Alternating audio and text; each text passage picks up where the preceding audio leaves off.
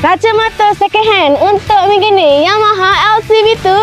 Untuk condition, kalau korang boleh tengok kan, memang cunway dari si cover set, part-part semua kami dah siap restore. Untuk motor ni dikeluarkan pada tahun 2011.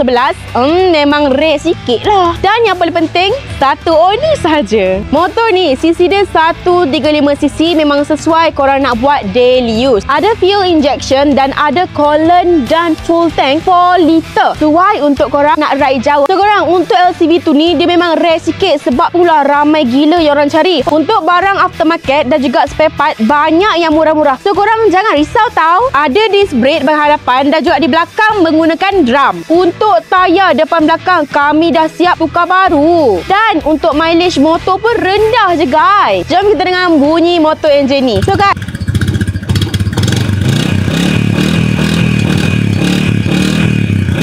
ngam ke tak ngam? Untuk LC ni korang hanya boleh beli tunai sahaja tau. Tak boleh apply loan. Kalau korang berminat, boleh tekan apply now di bawah. Ingat, cari motor, cari era. Bye!